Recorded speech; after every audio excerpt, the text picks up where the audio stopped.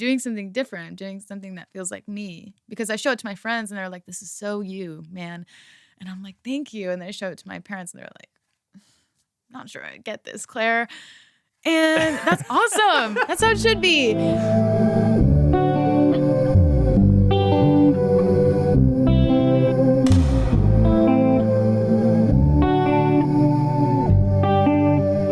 So Charm, third record, third time's a charm. Mm-hmm. Is it a record about being charming, being charmed?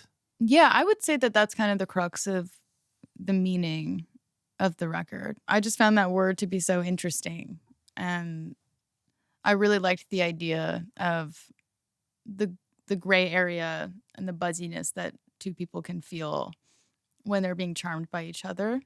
Because it usually happens before they really know each other. It's kind of like a crush where it's like there's a definite lack of information about this person, but you know enough to make your own opinion.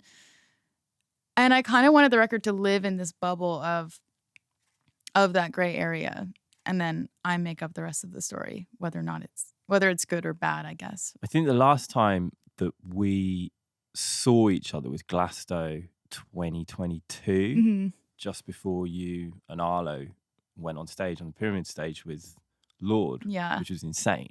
That was really fun. But I remember we sat down then and you said to me something along the lines of, kind of want to explore sexiness for the next record.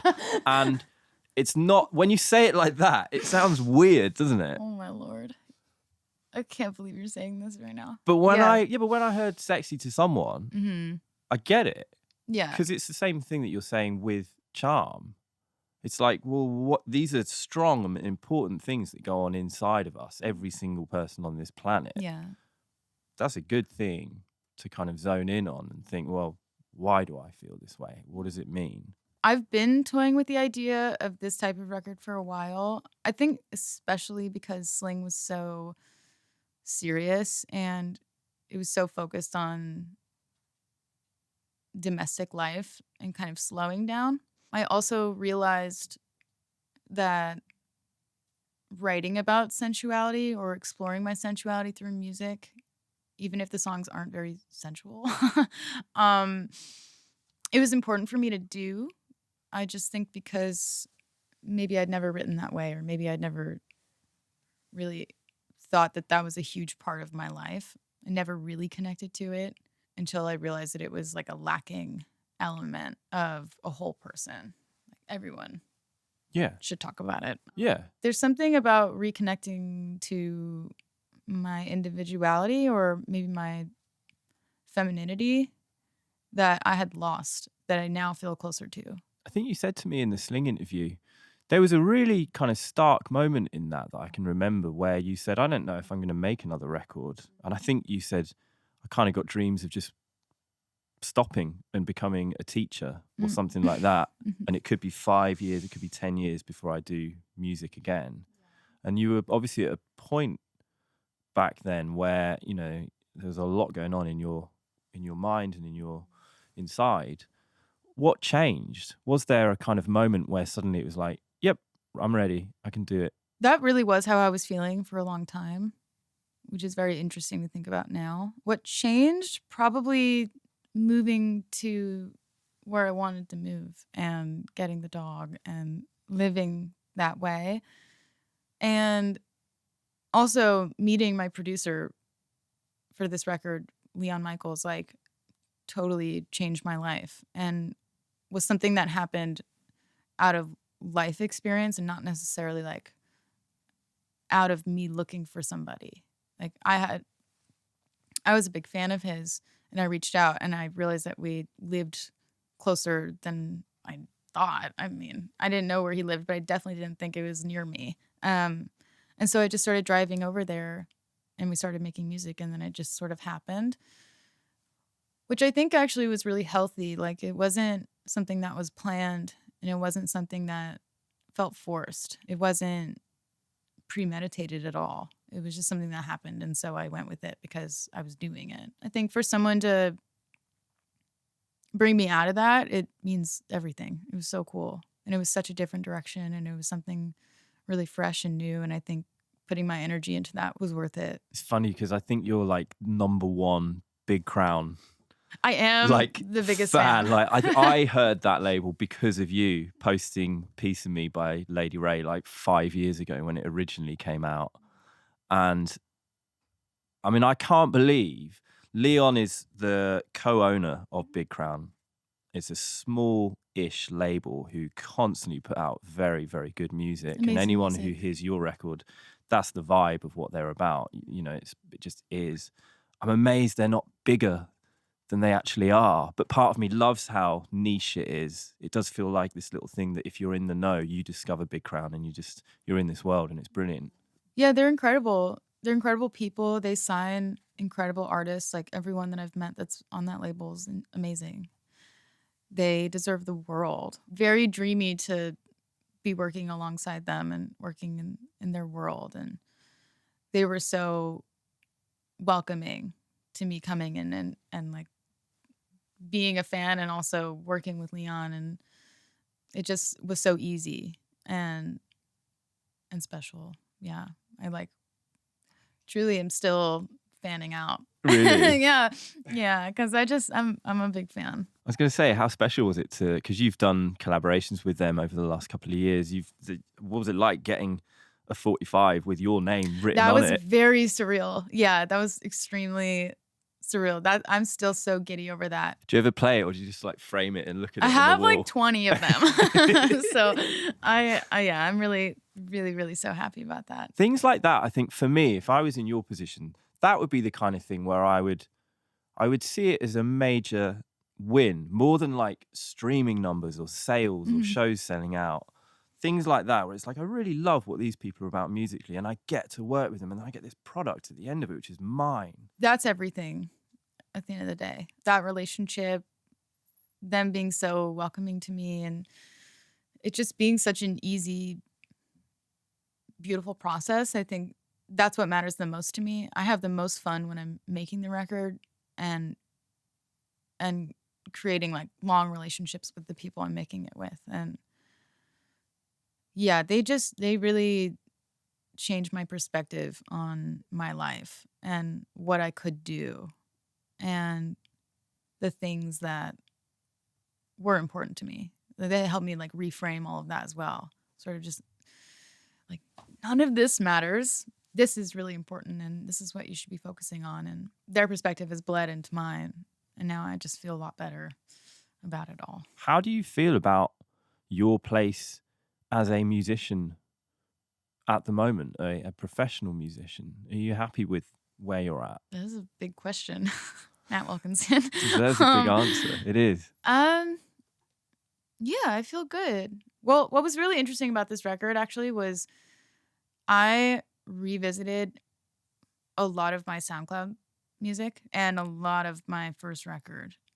And I guess I just really decided to look back on everything I had made and try to understand what the thread was between all of them, what made it a song that was mine. And I had kind of a hard time finding it, but I found it most in some of the earlier things, maybe the things I was doing on my own. I can find it in the songwriting and anything that I've put out, but maybe like my own specific style I found in the things I made in high school, which was really interesting because I never really thought that I would revisit those things so seriously. But it was a big part in this record, kind of closing this loop for myself of revisiting the thing that I had started with. So I guess I do feel good right now because I have revisited something that started it. That feels good. But yeah, I don't really know how I feel yet. Do you think that's something, that last point that you made, is that something that, do you think that's common for a lot of artists nowadays? It must be.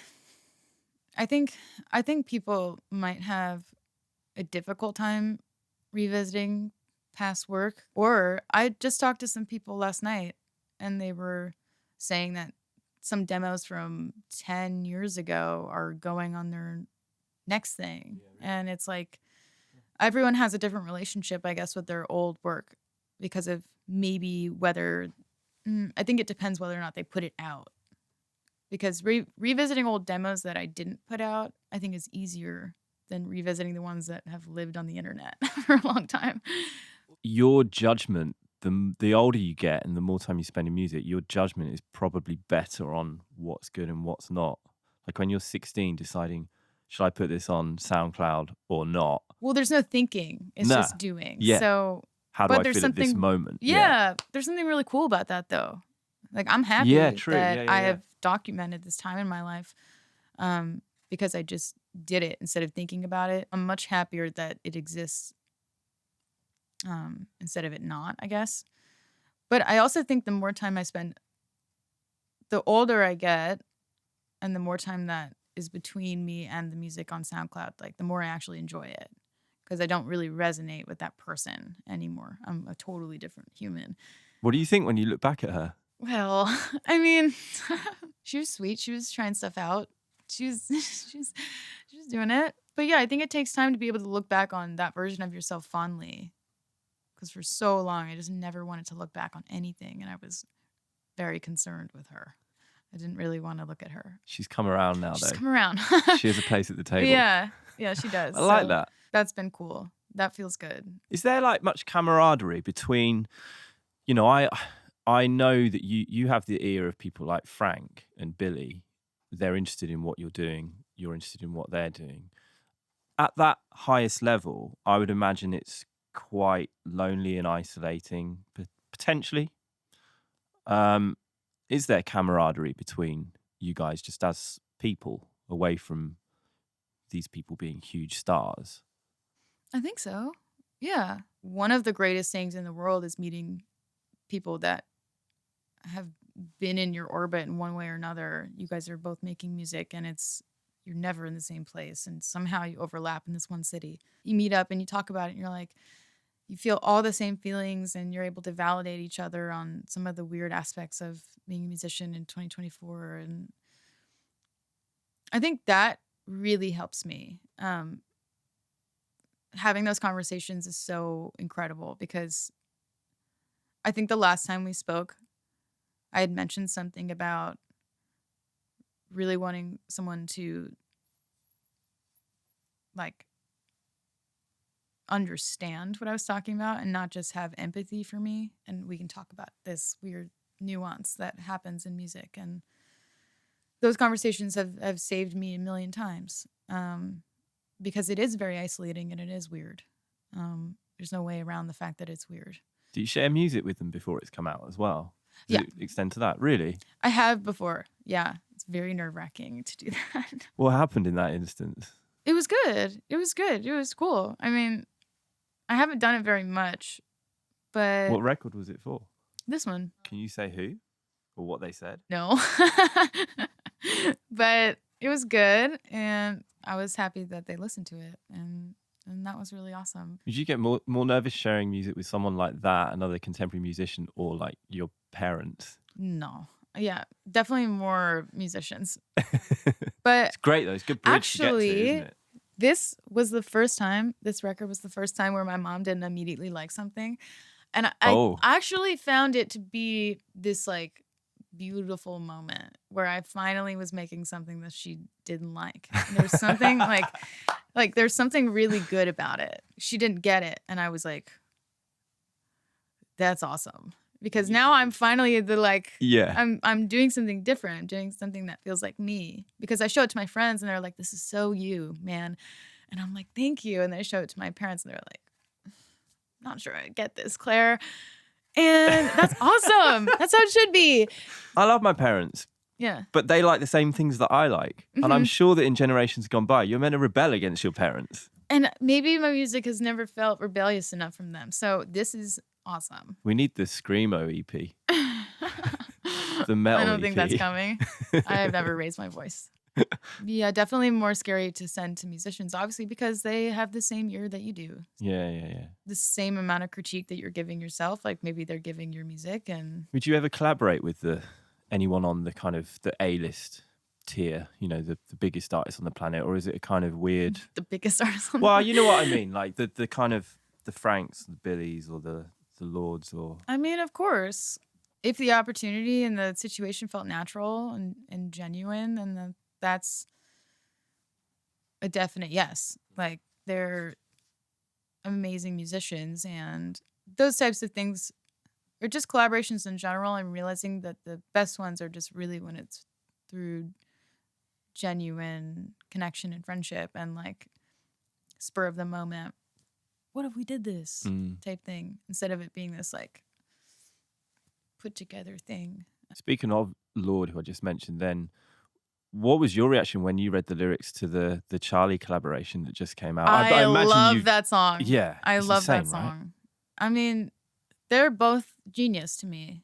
Like, Charli has been someone I've looked up to forever, and same thing with Lorde. I like just couldn't appreciate what they're doing more. The level of openness is stark, isn't it? There was a gap that needed to be filled. When I talk about it with my friends, or when I really listen to it, I'm like, I've needed someone to say these things to me or remind me of how tricky dynamics can be within female friendships. And like, you can see what type of person you are in the situation between friendships. Like, maybe you were Charli, or maybe you were Lorde in a situation, and it really resonates. That's why I think everyone is talking about it, because it's actually saying something that we're all thinking, which is the point of music. So with Charm, now that it's released, it's been made, it's out of your hands, you can kind of just open that door and look back at the creation of it. How enjoyable was it making this record in comparison to the other two albums? I really liked making this record because Leon had brought in Homer Steinweiss and Nick Mavshon, legends, and they worked on the entire album. And then we had other friends come in. What's their background? Were they Dap Kings? No, Homer was, and Nick and Homer both played on Back to Black. Wow. And Leon was in the Dap Kings as well. So their background is insane, and they've worked on so many amazing records as a group, individually. Like, the three of them have been working together. They've been friends since they were like 13. So entering their sphere was awesome, because they have this very symbiotic relationship where they can just play immediately and they know what the next person's doing, and they just talk about it for 5 seconds and then it's beautiful and done. But this record was so performance-based because every song was recorded like a live, like live, I guess. Watching a band bring my songs to life, or watching them come up with something, was incredible. There's something to be said about demo-itis, I think, isn't there?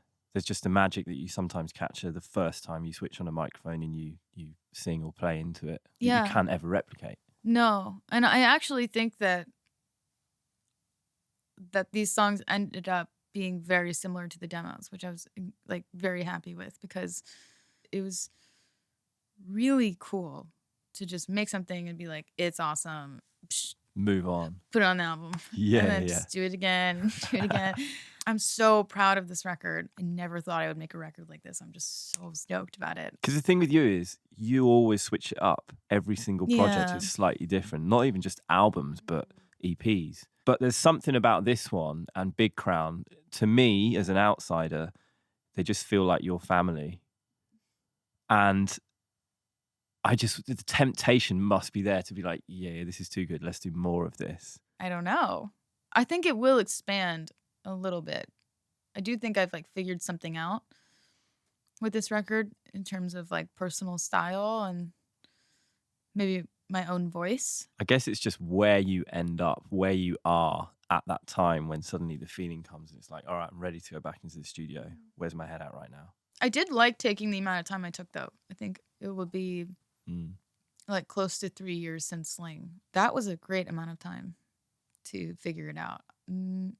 I would even dare to say I could take longer. But that's like, you said that in the last interview, and then you did it and it worked. It did work. It really does work. I was burnt out, and I finally feel like I'm building myself back up again with music I feel really proud of. Well, once again, it is a great record. Thank you. Congratulations. I love it. It's good to have you back in the studio as well and reconnect after all this time. Thanks, Claire. Thanks again for having me.